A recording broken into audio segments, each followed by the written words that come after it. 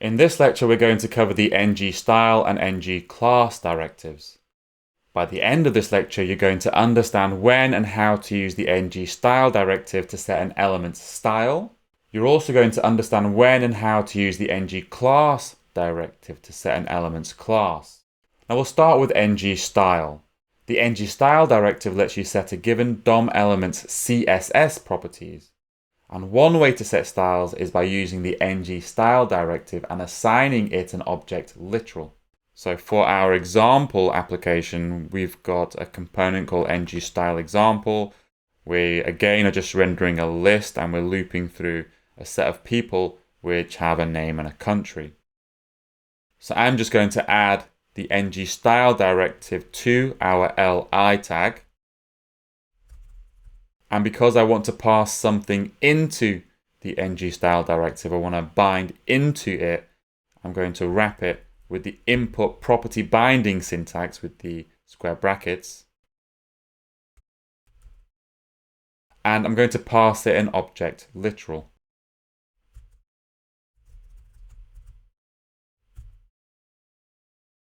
And I'm passing it an object literal with a key of background color and a value of green. So then the NgStyle directive will set the background color of the li tag to green. Let's run the application. And there you can see it's working. It's now setting the background color to green. But NgStyle becomes much more useful when the value is dynamic.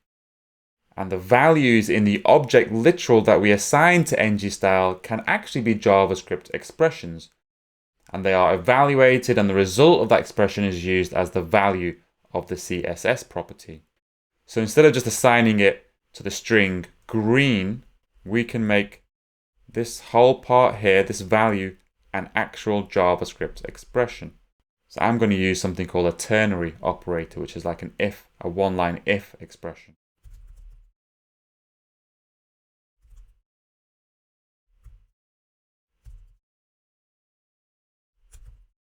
So this is a ternary operator, which means if the person country is UK, then use green, else use red.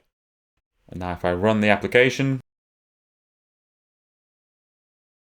there you can see for the people who are UK, it's setting the background color to green. But the expression doesn't even have to be in line. We can actually call a function on the component instead. So we're going to call a function getColor and pass it the person country.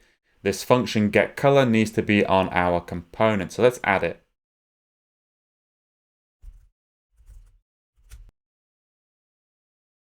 And we use a switch statement. If it's UK, we return green. If it's USA, blue. And if it's HK, red.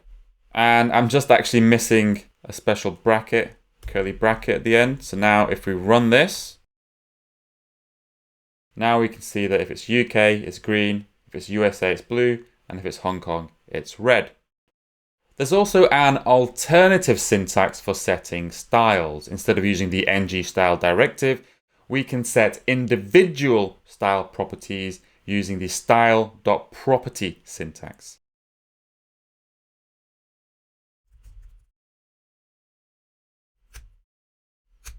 And now if we rerun our application, we can see it's showing exactly the same result. And in fact, let me change it from background color to color, just so we can see the text easier. And there we go. But let's talk for a second about points and pixels. Let's imagine we wanted to set the font size to 24. Now we could use something like this.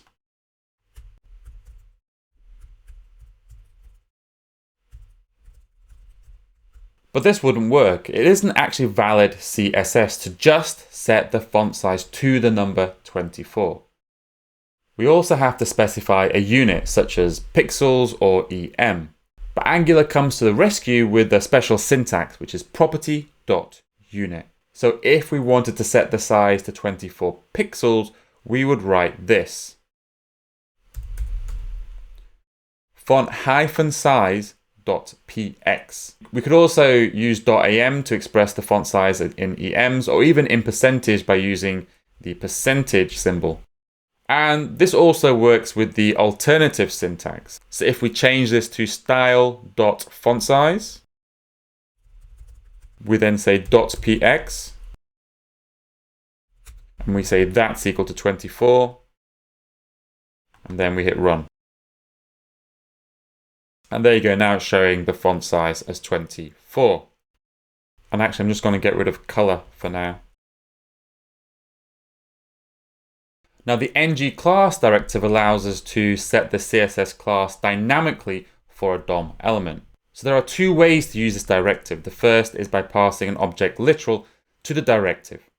Now for this one, I'm going to use another component which I've got at the bottom of the page. Now this component is NgClass example. So let's add that to our main directive. That's our main component at the bottom. Now if I run this, that should be working. There we go, there's our NgClass at the top. Now I want to do something very, very similar to what we just did. I want to change the text color. And because we're using Twitter Bootstrap, we can change the text color with some classes called text success, text danger, etc. So very similar to NgStyle, we can set the class by using the NgClass directive. We want to input into this directive an object literal, so we use the input property binding syntax. And we're passing it an object literal with the key being the class we want to add.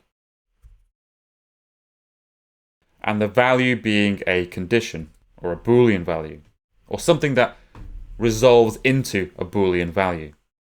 So the keys to this object are classes that we want added to the element if the value evaluates to true. So in this example, since the value is true, this will set the class text success onto the element the directive is attached to, which is the li element. So if we run this, it's now setting all of the text to green, which is the purpose of the text success class. But again, just like anything else, the value can be a JavaScript expression. So let's expand on our NgClass directive to add the classes text success if the person is in the UK, primary if they're in the USA, or danger if they're in Hong Kong. Here we go.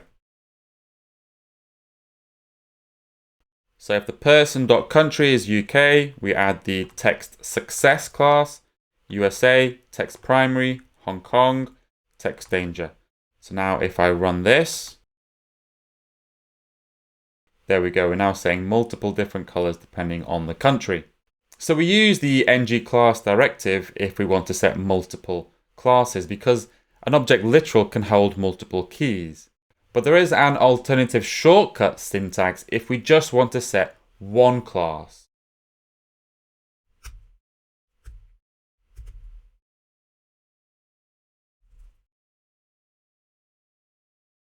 We can just bind to class and pass it the name of the class that we want to add to the element. Now we're passing it a string, but this could also just be a function, and whatever the function returns is the name of the class that we're going to add to our element. So again, now all of our elements are green. This syntax has one big drawback in that if our li element had some other classes attached to it, like so, then using the class directive like so will replace all of these classes with just text success. So if we just want to add the class text success to the list of classes already set on the element, we can use the extended syntax class.className. And the thing on the right hand side is another JavaScript expression, which if true, will add the class. If false, will remove the class. Let's just set it to true for now. So now you can see it's adding the classes. It's still green.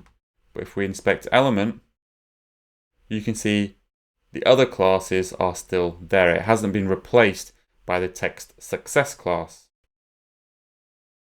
And just like before, we can have an expression as the value. So let's say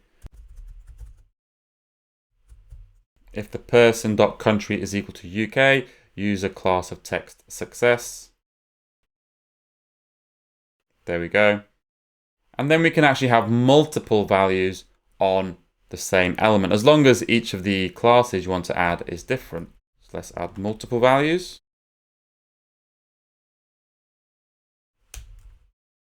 Like so. And there we go. So if the person country is UK, it's success. Primary is if they're from the USA, and danger is if they're from Hong Kong. So in summary, both the NgStyle and NgClass directives can be used to conditionally set the look and feel of your application. NgStyle gives you fine-grained control on individual properties, but if you want to make changes to multiple properties at once, creating a class which bundles those properties and adding the class with NgClass makes more sense. And just a quick tip, in my opinion, the object literal syntax is better for when you want to set multiple classes or styles in one statement. And the shortcut syntax, such as style.property or class.property, is better for setting a single class or style. That's it for NgStyle and NgClass. In the next lecture, we're going to look at Ng non-bindable.